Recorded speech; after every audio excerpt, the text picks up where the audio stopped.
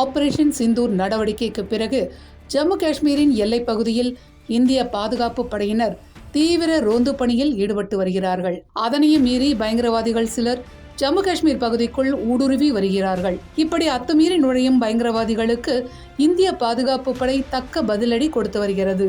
அதே சமயம் பயங்கரவாதிகளை கண்காணிக்க ட்ரோன்கள், ஹெலிகாப்டர் பறக்கவிட்டு தேடுதல் வேட்டையை பாதுகாப்பு படையினர் தீவிரப்படுத்தியுள்ளனர்.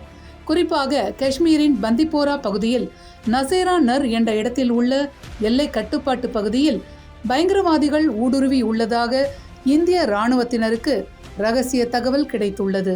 தகவலின் பேரில் விரைந்து சென்ற இராணுவத்தினர் ட்ரோன்களை விட்டு தேடுதல் வேட்டையில் ஈடுபட்டனர். அப்போது அங்கு பதுங்கியிருந்த பயங்கரவாதிகள் இராணுவத்தினர் மீது துப்பாக்கிச் சூடு நடத்தியுள்ளனர். இந்திய இராணுவம் பதில் தாக்குதலை நடத்தியது. இத்தாக்குதலில் 2 பயங்கரவாதிகள் சுட்டுக் கொல்லப்பட்டனர்.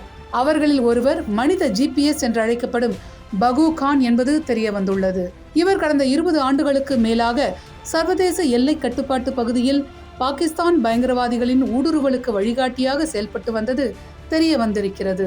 வடக்கு காஷ்மீரின் பந்திப்போரா பகுதியை சேர்ந்த பகு கான் கடந்த 30 ஆண்டுகளுக்கு முன்பு பாகிஸ்தான் ஆக்கிரமிப்பு காஷ்மீருக்கு தப்பிச் சென்றுள்ளார்.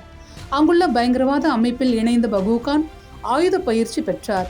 அதன் பிறகு பல பயங்கரவாத அமைப்புகளுக்காக உதவியாக அவர் பணியாற்றினார் என்பது தெரிய வந்துள்ளது.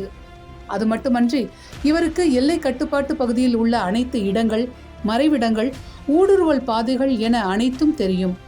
இதன் காரணமாகவே இவர் பாகிஸ்தானிலிருந்து காஷ்மீரில் ஊடுருவும் பயங்கரவாதிகளுக்கு 20 ஆண்டுகளுக்கு மேல் வழிகாட்டியாக செயல்பட்டு வந்துள்ளார். அதே சமயம் பகு கான் போன்ற வழிகாட்டிகள் மூலம் 70 பாகிஸ்தான் பயங்கரவாதிகள் ஜம்மு காஷ்மீரில் பதுங்கி இருக்கலாம் என இந்திய இராணுவம் சந்தேகிக்கிறது. இதனால் அந்த பகுதிகள் முழுவதும் ட்ரோன்கள், ஹெலிகாப்டர்களை விட்டு தேடுதல் வேட்டையில் ஈடுபட இந்திய இராணுவம் தயாராகி வருகிறது.